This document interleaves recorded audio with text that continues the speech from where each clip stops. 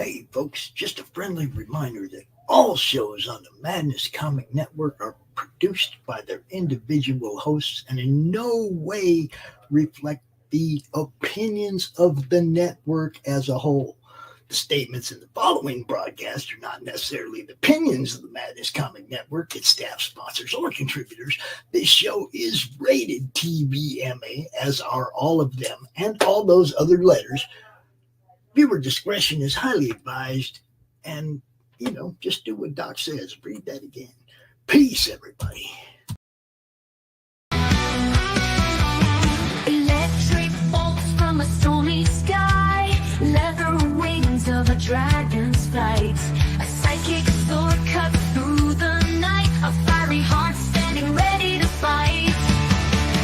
Southern nights, they rise and soar, God in the south, yeah, they're ready to roar. From the shadows to the shining lights, that will protect you day and night. Southern nights. In a world where terrors creep, monsters need their beauty sleep, Dr. Black with steady hand heals the beasts across the land. Vampires and creatures of the night find their savior in Black's light. No more horror guaranteed, thanks to Monster MD.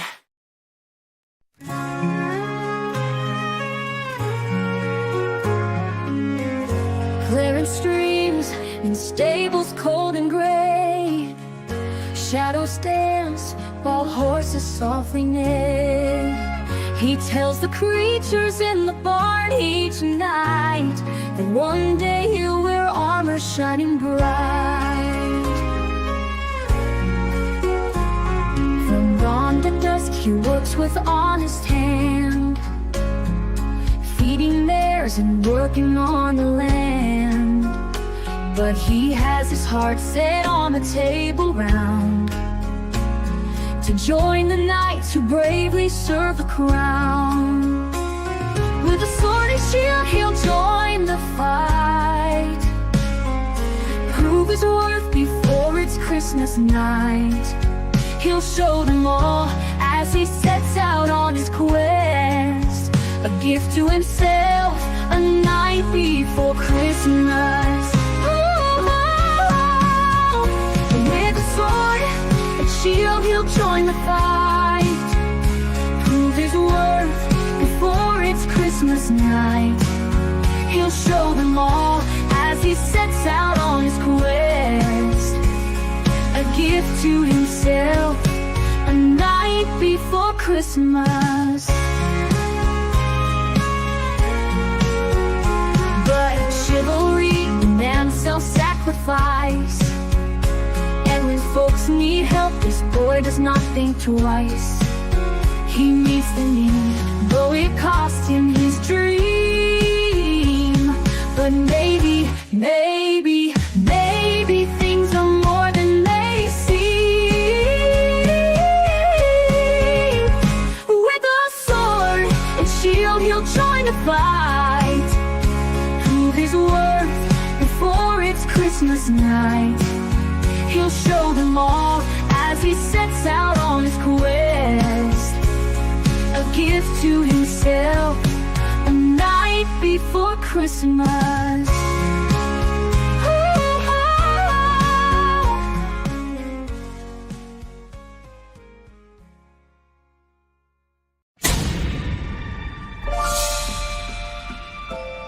When a series of shipping disasters points to a mysterious sea monster, Sherlock Holmes and Dr. Watson leave the comfort of Baker Street and board a freighter where they encounter unexpected betrayal and come face to face with the enigmatic Captain Nemo and his submarine, the Nautilus. As they delve deeper into the case, they uncover a conspiracy involving a Russian Tsar with an airship that rains destruction on unsuspecting cities. With time running out and the world on the brink of war, the heroes must use all their skills and resources to stop a massive conspiracy and prevent global conflict. From Eisner-winning writer Mike Barron and illustrator Richard Bonk, Dive into the depths of adventure and unravel the mysteries of the sea with the world's greatest detective in Leviathan. Order now at baroncomics.com. And I am RJ Carter, Senior Managing Editor here at criticalblast.com. And with me is the man, the myth, the living legend, Mike Barron. Mike, thank you for coming on tonight, man. I appreciate you taking your time out to come on our show and chat with little us. Well, thank you. And thank you for the THC gummies. I had nothing to do with that, I swear. You might want to talk to Pops about that. He probably sends those along. But gosh, Holmes, ever since the real good characters started hitting public domain, Sherlock Holmes has been one of those characters that I would love to play with, but I'm way too scared because I don't think I'm as smart as Sir Arthur Conan Doyle was. Few people are, but that hasn't stopped an explosion of Sherlock Holmes pastiches, which is what we call a Sherlock Holmes novel not written by Conan Doyle. There are probably 100 times more Sherlock Holmes novels not written by Conan Doyle than he actually wrote. Yeah, and I've read some that I liked and some that were, well, they wrote on the name. I think one of my favorites was a collection of short stories all about Moriarty that were written by his aide-de-camp, Sebastian Moran.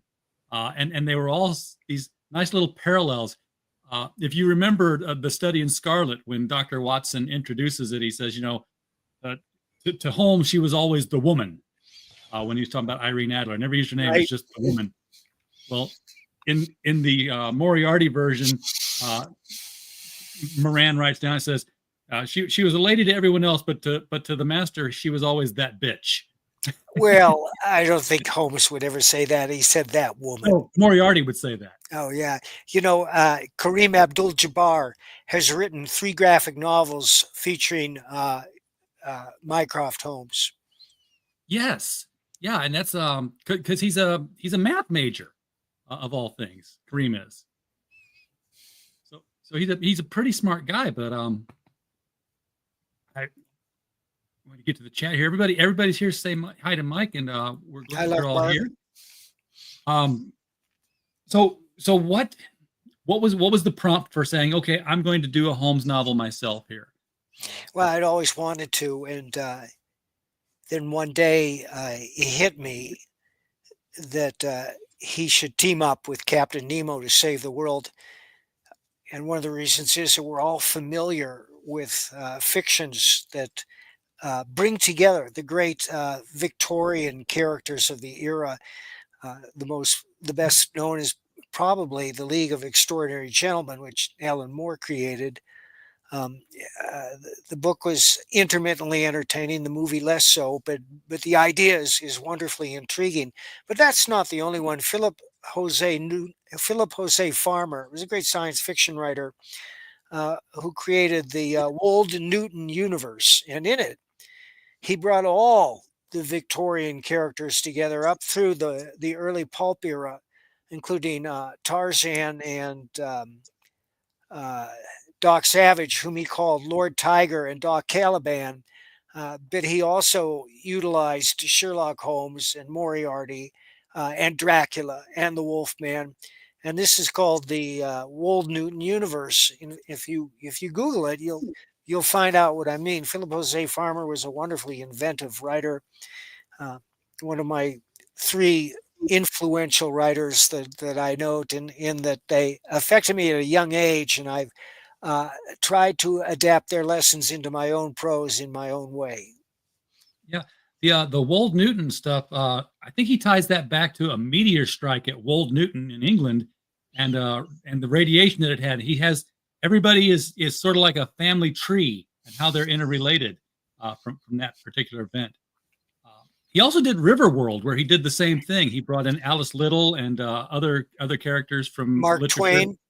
Yeah. And his favorite real Victorian character, Sir Richard Burton. The one who wrote 1,000 Nights and a Night, not the one who married Elizabeth Taylor. Exactly. I've read some things in my life. It's all coming back to me now. He's a fascinating character. He devoted much of his life to trying to find the headwaters of the Nile, as you know, and he was cheated out of that discovery by John Speke, so to speak. And then they were set to debate each other. And on the day of the debates, Speke inexplicably shot himself and died. And they said he did it as an accident. He was out hunting and he was trying to cross a fence with his shotgun. He set the shotgun down and somehow he set it off as he was climbing over the fence. Oh boy. I remember the thing that struck me the most when I picked up the Tale of 1,000 Nights and a Night. I'm like, oh, okay, I know all about the genie stuff. But I never read all 1,001 of them. There's a lot of short stories in there. Did you read them all? Did you read them all? Yes, they're dirty. Oh, yeah, yeah. Well, Burton was fascinated with the sexual practices of other races.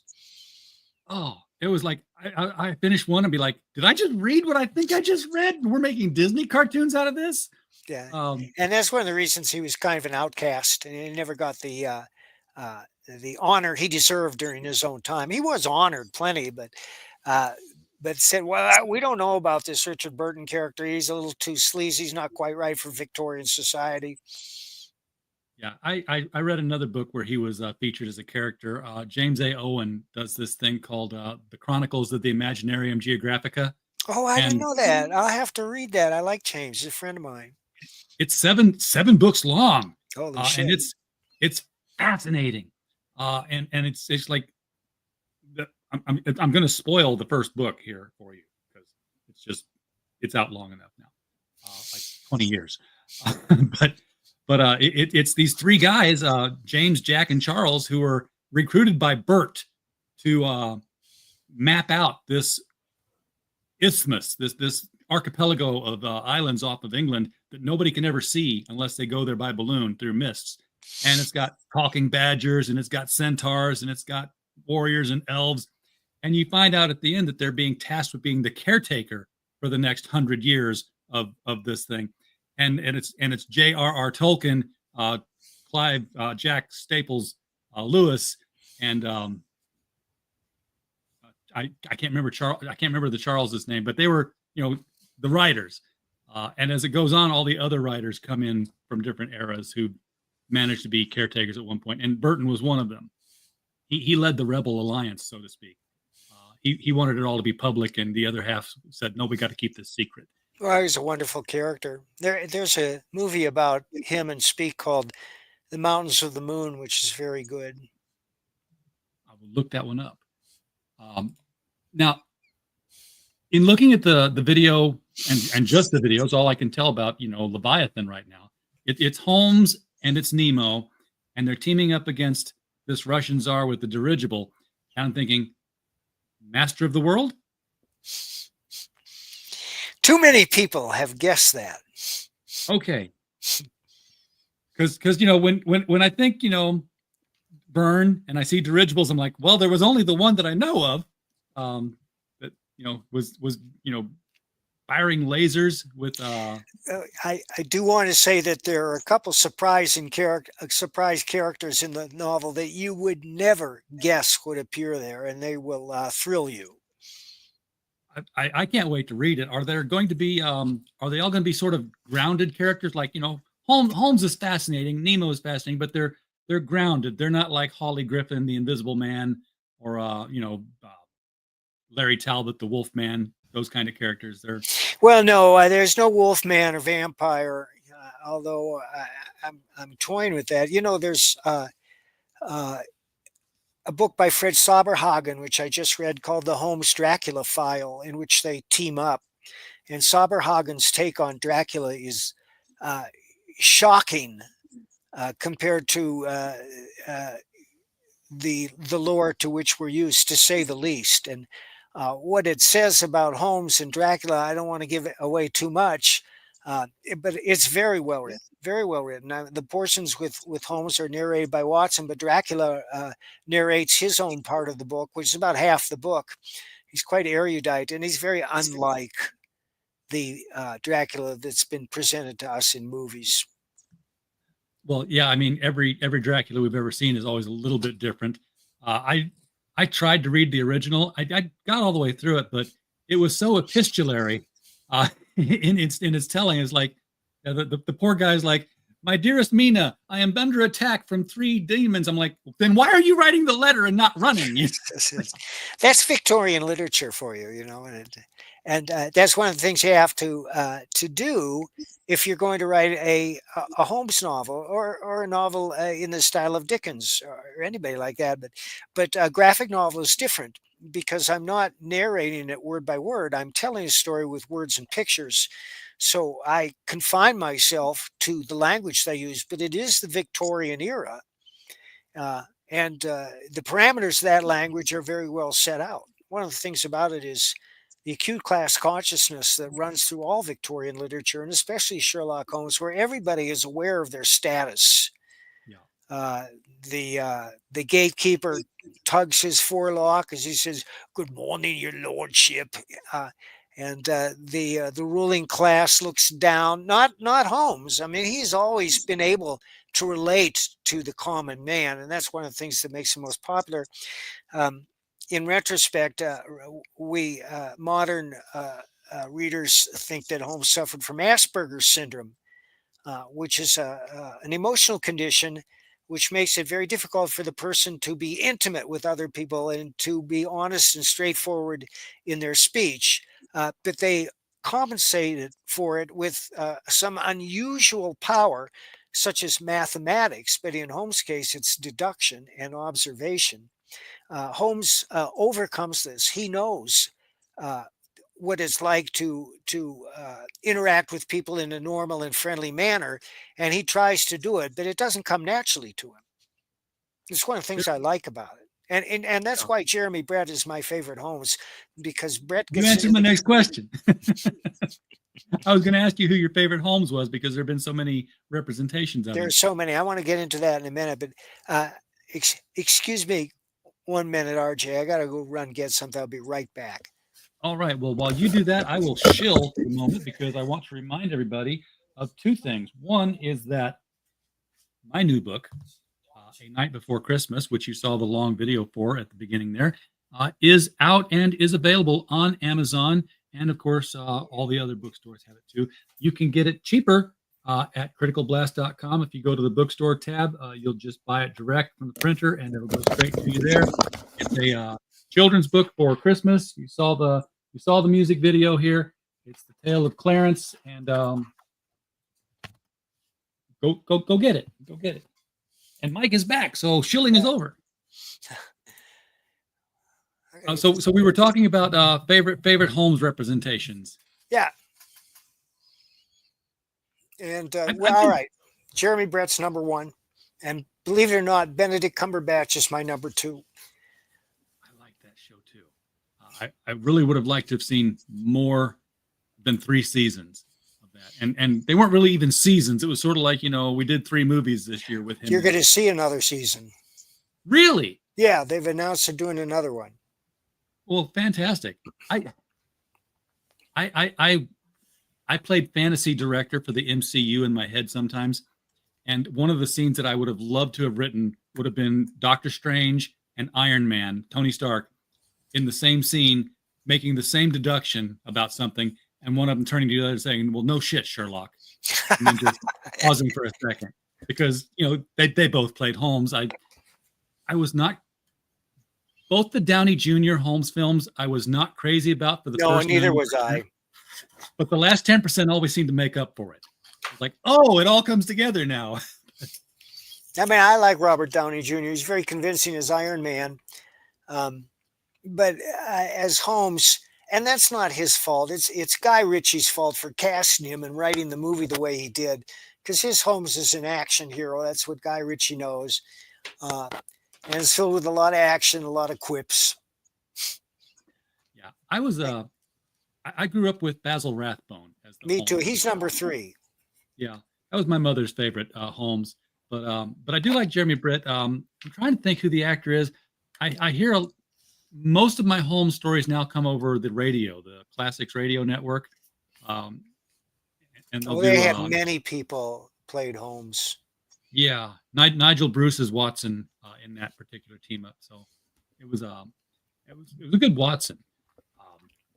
Do you know that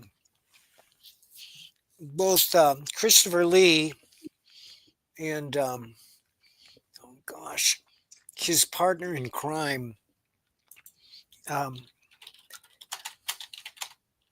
Many of them. Peter Cushing. Peter Cushing, yes. I'm getting that age where I can't remember shit. I'm making it up and getting along just fine. But they both played Holmes variously, but only one of them really nailed it, and that was Peter Cushing in Hound of the Baskervilles, which is a Hammer movie. It's a horror Hammer, or it's a Hammer horror, because as you know, Hammer is famous for their horror movies. They burst on the scene with the horror of Dracula, starring Christopher Lee, and there's no question that Christopher Lee was the best Dracula. That, in fact, was the first movie I ever saw. My sister took me to see that when I was 6 years old. I was scarred for life, and I recently ordered it so that I could watch it again, and I did. And it's not that scary. I'm here to confess that, you know, since then, horror movies have become a whole lot scarier. But I did watch a couple of Christopher Lee Sherlock Holmes movies, and you know, I love Christopher Lee, but he just doesn't have it. That in Hound of the Baskervilles, Peter Cushing has it. Have you seen that? I have. I must have seen it. I know I've seen Hound of the Baskervilles. I just can't recall any details about it. It was so long ago. Yeah. Well, I think it was released in 1958. Yeah. I mean, I would see it like if I saw it at all, it was on syndicated television, Saturday afternoon creature feature kind of thing. Nicole Williamson was a great Holmes in The 7% Solution, which was written and directed by Nicholas Myers. And in it, Holmes teams up with Sigmund Freud to solve a mystery. Interesting. There was a television show, and not Elementary. I tried to watch Elementary. I'm like, no, that I can't get into that. I know some people who swear by it. Oh no. I'll try it some more, but right now, no. But you won't have seen it. I don't think anybody's seen it. Everybody treats me like I'm having a Mandela effect moment when I talk about this series, because I think it was just the pilot and that was it. But it was Holmes was chasing Moriarty, and for whatever reason they got cryogenically frozen. And the descendant of Dr. Watson is a private investigator, female private investigator, and she accidentally unfreezes Holmes.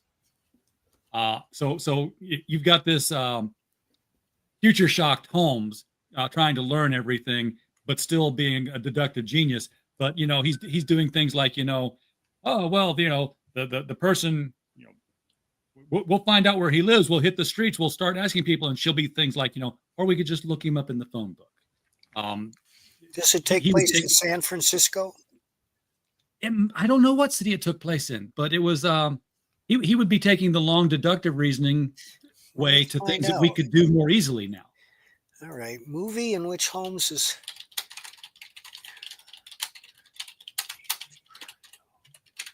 Here we go. The Return of Sherlock Holmes, 1987. That would be about the right time. Yeah. Yep, that's the one. So if you haven't, it was a TV movie, but I think it was meant to be a pilot for a series too.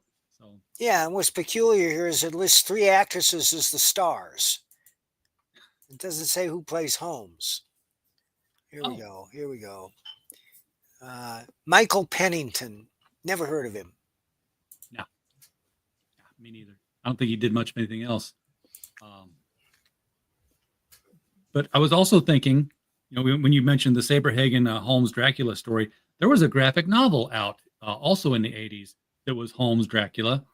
And I recall that the turning point of the story was when they finally do meet each other and Holmes realizes, oh, this supernatural thing really is supernatural, and it breaks him. It breaks his logical mind that he has to accept this supernatural kind of event thing.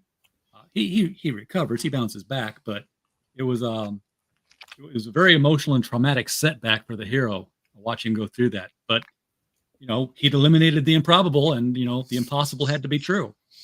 Well, if you're interested, and I do say it's a pretty good novel, the Holmes Dracula file presents him with that conundrum, and it comes up with an outrageous explanation. Yeah, I'm sure he comes up with something non-supernatural to explain it all. Not necessarily. I'll read it and find out. Fans of the Kanan will be shocked. Okay.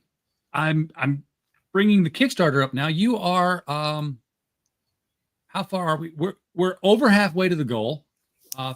That's chump change. We're shooting for a lot higher than that, and that's only on one platform, and we are higher than that on one platform, but we have 40 days to go.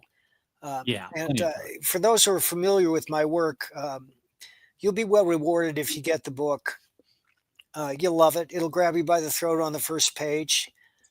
You won't be able to stop reading. You'll be resentful if anybody interrupts you. You're just going to love the story. You're going to read it over and over again. You're going to tell your friends about it. And anybody who's read any of my self-published graphic novels for the past 5 years knows that I speak the truth. Ask anybody. Prior to this, we did Bronze Star, which is a supernatural Western with Pat Broderick. And all I can say is look for reviews of Bronze Star by Mike Barron and Pat Broderick and see what they say. Yeah, that was a fantastic book too.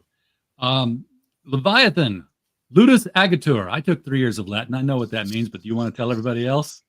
The game is afoot. Yes, it is. Literally, the game is being played, but those Latin people, they didn't have the flair that Holmes did for A Turn of Praise. So why Latin there? What was the influence for that? That was Chris's idea. Chris Brawley, and Chris put the video together. Chris runs all my campaigns. He's a professional videographer. Yes, he's the best videographer in Tennessee, and I think that's evident in the videos. And I think he did it because Holmes was a classically trained guy, and most Victorian gentlemen of that era had a passing knowledge of Latin. Yeah, from a very young age, Latin and Greek. I would have. I'm sure I know they've done young Sherlock Holmes films. Yeah, I saw one. Yeah, when they were kids. I mean, I just wonder how much of a prodigy he was. And then there's Sherlock Holmes' sister on Netflix. And again, it's okay. It's okay. It's guy interesting that played seeing Henry Holmes. Cavill. Henry Cavill played Holmes, and he was just awful. I love Henry Cavill, but for some reason he couldn't nail it. He's too big. He's too brawny. He's too much in the moment. Yeah, there's so many actors have played Holmes over the years. John Neville is one of my favorite. He played Holmes in a study in terror, in which Sherlock Holmes tracks down Jack the Ripper, which is another natural alliance. Yeah. Yes. Absolutely.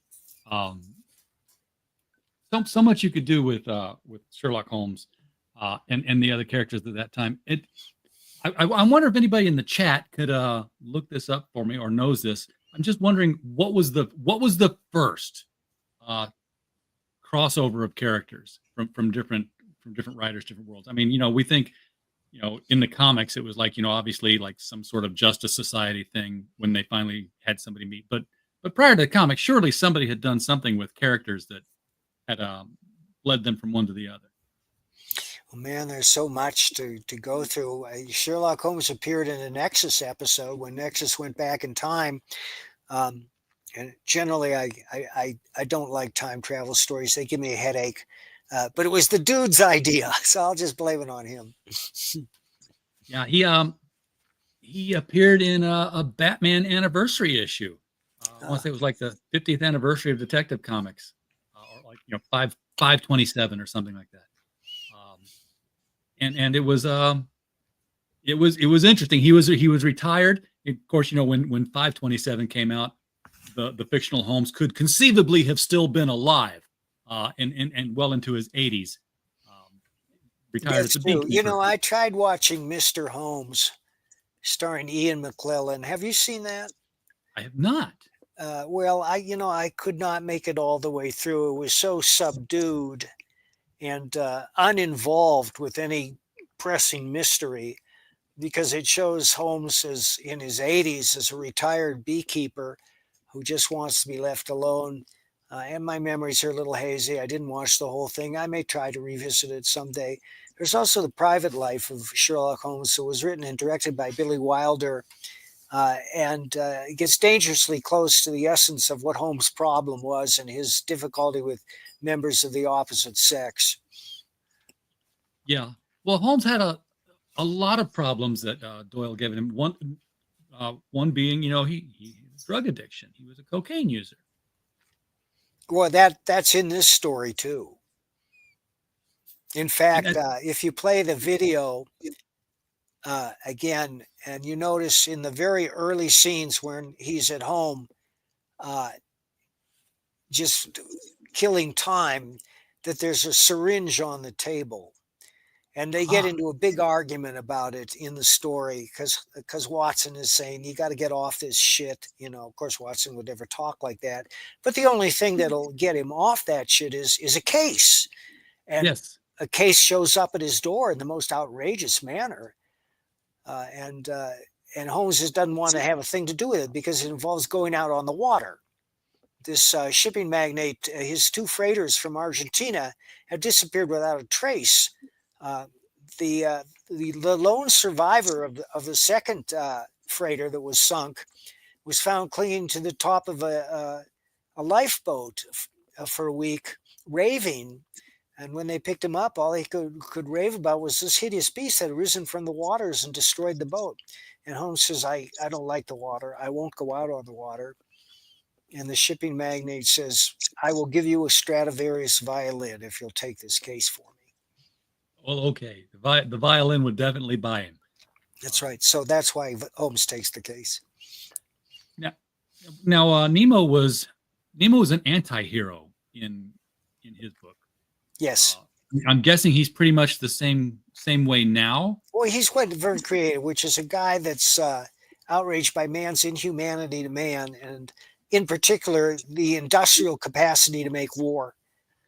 And his solution is to attack the war makers and teach them a lesson in death so severe that nobody will dare make war on their neighbor again.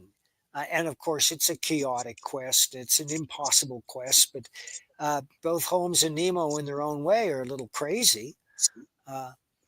And once Holmes shows up on the Nautilus, and I'm not going to tell you how that happens, although you can guess,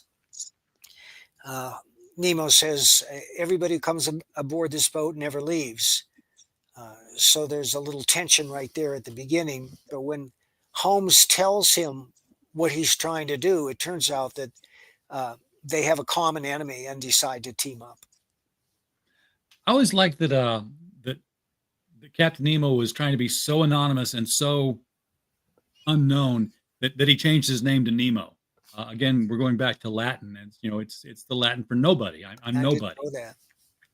But I believe that Verne intended him to be from the subcontinent of India. He did.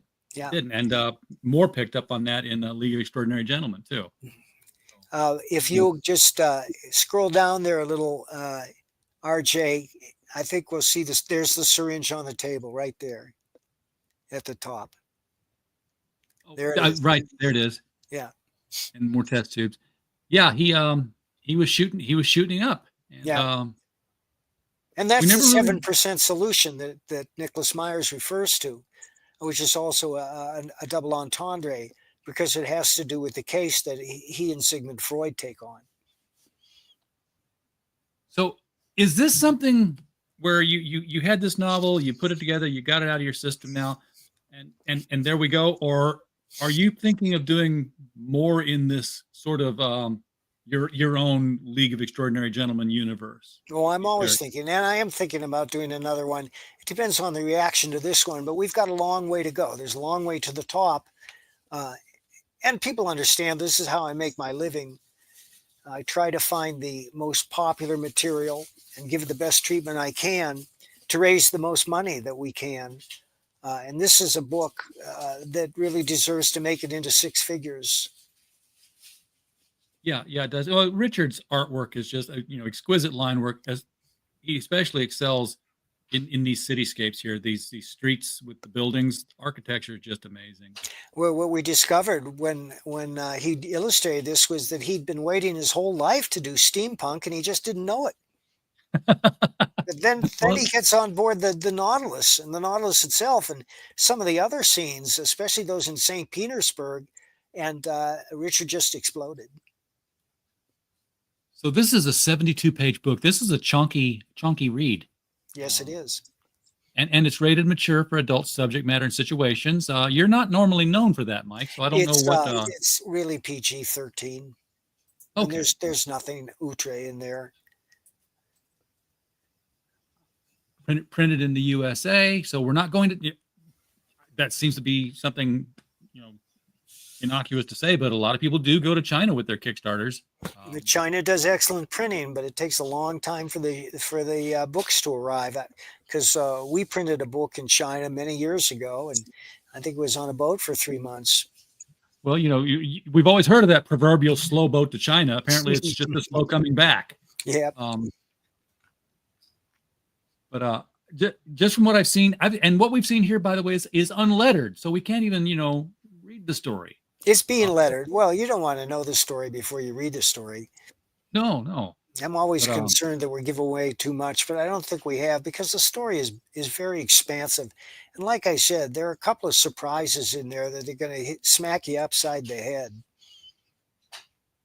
And hopefully people are going to stand up and go, yes! Well, that's what we want out of a Holmes story. And especially out of a Victoriana that's going to bring in more characters. We'd love to see, somebody pop in and surprise us. This is my wife, Ann, without whom I would be unable to do any of this. That's RJ. I recognize her from her many Facebook pictures that you put up. She recognizes you from Facebook. Oh, yeah. I think we're friends on Facebook, right? We probably are. All right. I'll let you get back at it.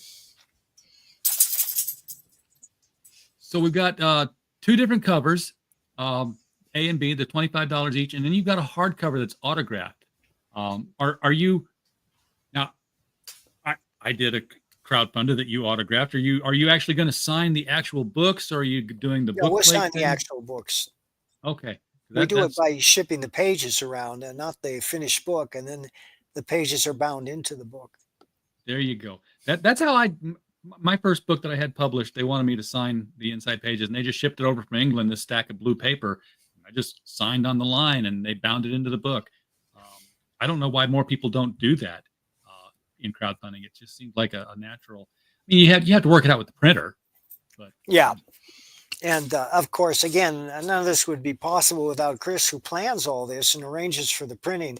I believe the printer is local in Tennessee, so it's right there. Oh, well, because you do our fulfillment. Well, I don't know where your printer is, though. No, and technically, I don't do the fulfillment. I don't get the books to ship them out. I do all the data to speed up Chris's people. So I'm just your data guy. But yeah, I'm looking forward to doing it again. I'm a part of the team on the Kickstarter. That's why I logged out before I showed it here, because I didn't want all that stuff over to the side showing when you're a member. Sherlock for the Troops. Tell us about this. Well, I have to read this and find out about it for the first time. Oh, okay. Well, I can do that if you want. All I can do is write, really. It's basically all I can do, and work with the artist. And Chris handles the rest of this. And he's responsible for parlaying our graphic novels into regular comic shop comics after they're done. Which brings me to Nexus Scourge, which will be in comic shops next month. It was a graphic novel that Kelsey Shannon illustrated. It's absolutely magnificent. Nexus fans went crazy over it. And again, if you want to know whether it's worth going, just do a search for review Mike Barron's Nexus Scourge and see what the critics have to say. We're excited about that. And we have Kelsey working on more Nexus. and a couple of other projects, Nexus projects, are in the works with artists that I can't divulge yet, but you're going to go crazy when you find out who they are. Yeah, there's still an appetite for the characters of the 80s and 90s. Nexus and Badger, you're doing a story with each of them right now. Well, I try to keep them vital. When Yeah. I'm writing a new Nexus right now, and it's an extrapolation, a direct extrapolation from what I created in the 80s. But I've learned a lot, and so has Nexus. And in many ways, we're both changed men. However, it's still jammed with action and intrigue, which reminds me that one man's action and romance is another man's violence and sex. Hey, I like violence, sex, sexy violence, and violent sex. All four in the same book or movie, even better. With your Badger book, are you bringing him along with the times, or are you sort of keeping him in sort of a Oh no, present? he comes right along with the times. This Badger is a Gulf War veteran, whereas Oh, it's a different Badger. Well, no, it's the same guy. It's my character. I'll update him if I want. And when I started doing Badger stories in the 21st century, I rewrote his origin, and I think that that's already been released in the Battle of the Five Wizards, which first put out about 12 years ago. And I updated him to be a Gulf War veteran, and that's what he is now. Now, this new series was written and illustrated about 7 years ago, and it just has not been released until now. And that's because First is a boutique publisher. They don't regularly do monthly comics anymore. They publish graphic novels when they're done strategically, especially those by the Philbach brothers. If you don't know who the Philbach brothers are, they're two geniuses that live in Las Vegas. They're two cowboys, and their books are unique. It's hard to describe them, but the art and the storytelling is fascinating, and they pack a tremendous emotional punch. I'm gonna be looking for that too now. Yeah, I mean, all these characters from the 80s and 90s, we're finding we're doing some stuff with Southern Knights. We've put the Ex Thieves out into an omnibus, and that's doing well. So we're starting to look back, say, well, who else can we work with? Unannounced as of yet, but I'll tell you if you promise not to tell anybody else. We've been on the phone with Bill Messner-Loebs to bring Journey into an omnibus. That would be great. Well, we're doing that. We're going to be including the first 2 issues of War Drums, where it got canceled, and then Bill and I are going to talk on the phone, and we're going to basically flesh out the final 4 issues of War Drums and complete the journey in that omnibus. Whether it be mixed media, probably more prose storytelling than anything else, but we're going to bring Wolverine McAllister to the end of the journey. There's a rumor you're publishing a book of my short stories. It's more than a rumor. I promise you that. We got slammed with Southern Knights and with Flair. We're doing the Flair archives. So I didn't know if I needed to put the can music on there for a second. I didn't know if I needed to put the burlesque music on there for a second, Mike. I didn't know how far you were going. Oh, he's a little hot. It's a big sweatshirt. Yeah, but yeah, it's we're making good progress with that, which is stupid because it's prose stories. There's not that much to do with it, really. But we got slammed so much with Southern Knights, with the Morrigan Wars crossover with Champions, with the Flair archives that we're doing for Heroic Publishing. That's the first book we're doing for them. We're just time traveled back to the 80s and 90s, and we're having a ball putting these things back out. Well, I'm glad you asked me about that. I had no idea I had done so many short stories. But there's enough there to fill a book, I guess. There is enough there to fill a book, and we get the illustrations in for each one as we can.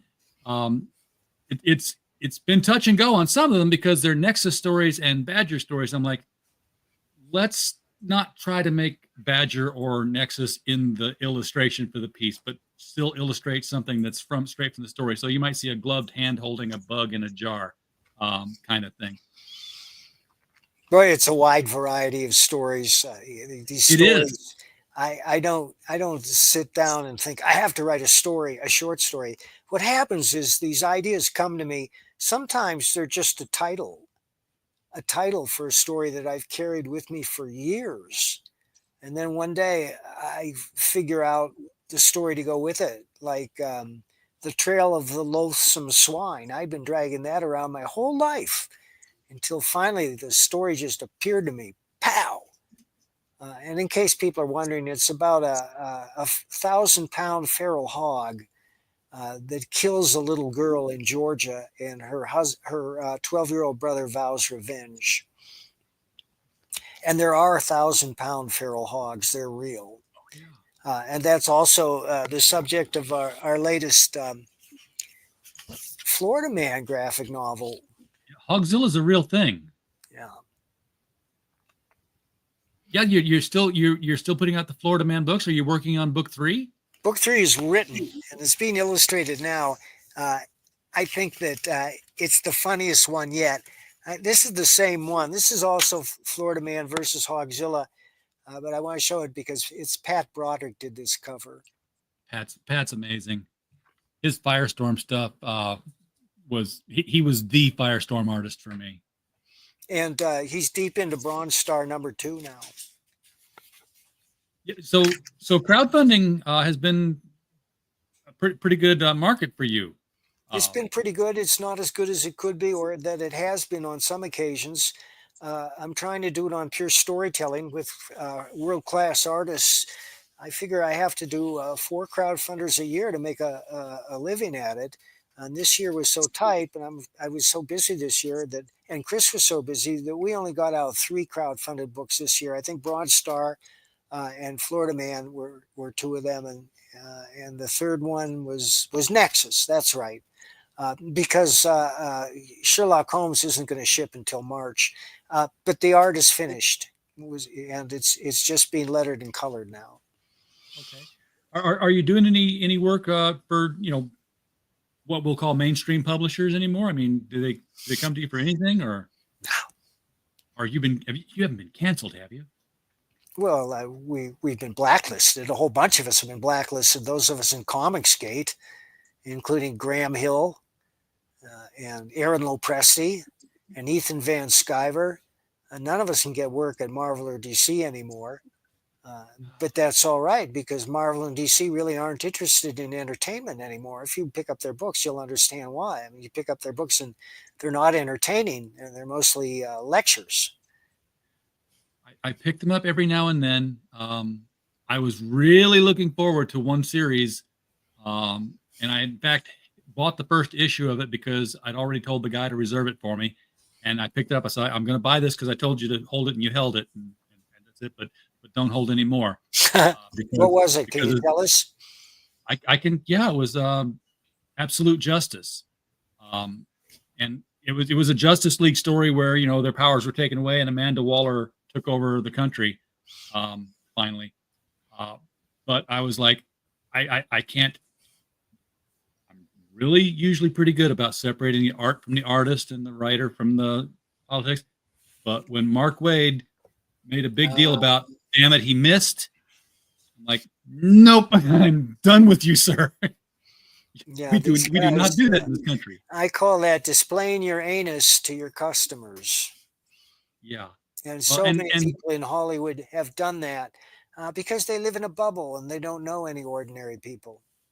Well, he may not be writing any superhero stories in the future anyway, because he says he can't now. Now, post-election, he's lost faith in humanity. So he can't write superheroes. Susan Sarandon was canceled because she gave a speech and she said, well, and referring to the Palestinian attack on Israel, the Holocaust that they arranged. She said, well, now you Jews know how the Palestinians feel. And the reaction was so overwhelmingly negative that her agent dropped her and she can't get any more work. On the other hand, she's 78 years old, and there are not too many jobs for aging actresses in Hollywood these days. More's the pity. Yeah. We only film Titanic once a year. Right. Well, yeah, Glenn Close is still working. I give her props for that. I saw Hillbilly Elegy, and she was just incredible, and I recommend that movie. Uh, but yeah, and some English actresses are hanging in there, like Dame Judith Dench, who's playing M, the head of the British Secret Service, Yeah. and characters like that. Helen Mirren. I recently saw her as Golda Meir in a movie called Golda, and she was just incredible. I saw her in a movie called Caligula, and she was Oh, I pretty good haven't in that seen too. that. Of course, I know what it's about. Is it worth watching? It's a completely horrible movie, Right. except for the fact that you see things like, oh my God, that's Helen Mirren. Yeah. That's all of Helen Mirren. It's it's Is that the it's like Penthouse production? yes, it's like a David Lynch film in that you see all this Debauchery. engrossing grossness. That movie's at least 30 years old. Yeah, and it's still very avant-garde kind of stuff. I'd been told at one point that they got the actors they did because the actors didn't know they were in basically a porn movie at the time. Well, I'll have to skip that. They have been good movies lately. I recommend Monkey Man and Ferrari, two outstanding movies. Monkey Man and Ferrari. Okay. I'm always looking for new things to watch. Monkey Man is a revenge story, but it has more depth than most. It's brilliantly done. It's got the most shocking scenes of hand-to-hand combat I've ever seen in a movie. Hand-to-hand combat, that's something that you're big on and being represented correctly in stories because you're a martial artist and you know the rules of it all. You know the poses and how the flow would be. Well, I know a lot about techniques and how they operate, and that's been my thing for as long as I've been writing comics, was to show the martial arts in exciting and dynamic and entertaining ways. Because one of my favorite comics was Master of Kung Fu, because I loved Paul Gulacy's art. But every time I read one, I couldn't help but notice there's no kung fu in here. There's no pretense at showing realistic martial arts, except one time when he kicked a guy in the nuts. I like that. But I like to show technique unfold bit by bit, movement by movement. And the trick to that is to hold your camera steady and let the figures do the moving. And then you focus in on the techniques.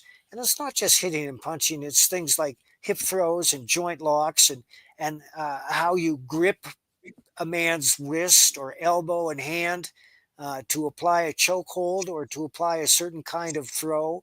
And that's what readers want to see, because it gives you a sense of realism, and it adds drama to the fights. It's not just mindless action. Stanley used to give it to Jack Kirby and say, okay, they fight for 4 pages. And Jack would do action scenes which were dynamic, but they didn't track from panel to panel. It was often, you'd see the Hulk waving his fist and 4 sets of feet flying off the panel. But that's not what the reader wants to see. They want to see the two combatants in relation to each other, full size, with no extreme close-ups. The extreme close-up is the kiss of death for action sequences, so that they can say, yeah, that's real. I have not seen that before, but it looks real. It would work. Lark Bark is mentioning that they're reading Private American right now, and it's good, which brings to mind that this project is a project that Kickstarter loves. That's true. And Private American, not so much. It's funny. It's ironic because they kicked Private American off because some purple-haired harpy who'd never read anything I've written and still hasn't wrote a ridiculous article that appeared in the Daily Coast, and the headline was Punisher creator Mike Barron releases another racist AF comic book. Well, there's 2 lies in there. First, I didn't create the Punisher. And secondly, there's nothing racist about Private American. No. It helped our crowdfunding. I was not looking for outrage. These are the stories that choose me. I wrote that because I was disgusted with what Marvel had done to the Punisher, and I wanted to show people the real Punisher, what he should be. And that's what Private American is. But And the second issue is written, and it's great. It'll make your head explode. But now, because of the election, yeah, nice. Because of the election, it's very doubtful that we're going to produce that, because the situation has changed so drastically. I do it anyway. Don't let the changing world. I had a musical. Yeah, I know, me. But I absolutely loved the soundtrack for Chess, and I knew the story from the music, and I finally got the chance to see it. And by the time I got to see it, the Iron Curtain had come down, Glasnost was in effect, and they totally changed the story of the would-be Russian defector to fit the times. I'm like, no, I can follow a period piece just fine. Thank you very much. Yeah, good art is timeless. Yeah, but I was laughing earlier because I think Private American's now getting a comic store release in pieces, right? That's true. Yeah, it's going to be in Rich Johnston had said in January. Yeah, and Rich Johnston's like, is he shooting immigrants? And I'm like, no. You notice that thread went on for 3 days. I know. That Rich Johnston could not let any slur go unanswered. Yeah, because once I was in the thread, every reply hit me. I got all the updates. I was like, okay, there's nothing really new here, Rich. I said, he's shooting bad guys. Does it matter where they come from? So, well, it's on the border. So I'm assuming it's like, they're not immigrants. They're not moving here. They're moving stuff here. And then they're going back to get more stuff to move here. I think he just embarrassed himself. And I think he knows that too. And by the way, Bleeding Fool exists because Bleeding Cool exists. For every action, there is an equal and opposite reaction. So Chris was looking at Bleeding Cool and said, well, this is all just leftist propaganda. And they never mention any original work. It's all Marvel and DC all the time. So he created Bleeding Fool to counter that. Well, Pops has popped into the chat, no doubt to remind me that it's the top of the hour, and another show here on the Madness Network where we are broadcasting tonight is probably getting ready to start up. Hey, so Pops. We should wrap this up. You are at 4881. I don't know if you went up tonight on the show or not. Probably not. I usually end up getting people refunds. My friends, back this book. You will not be disappointed. I promise you. I'm going straight to it. This is one I have to have. It's got to go in my Holmes collection. I think y'all should get the same thing. Just the plot that I've read and the artwork we've seen tonight is absolutely fantastic. Add this to your. I can't add that to your Twitter now. We're done, Pops. The show's over. You're coming in like Ferris Bueller after the credits. Pops, I will see you one of these days. I think we have an appointment coming up, but not tonight. Is it in Samara? I don't know. No, I don't think I have anything tomorrow. I got to keep. No, I mean Samara. Remember that story, Appointment in Samara? Sorry, yes, I do. Yeah. Okay. With that, Mike, thanks so much for talking with us tonight. It's been an absolute Thanks for pleasure. having me on. We will be talking with you again soon about the paperback and getting that out. Everybody in the chat, thank you guys for being here. We don't have a show without you. We're just a podcast falling in the woods without you. So we're glad you were here. And as always, while you were here, we just hope you had a blast. Good night. Good night.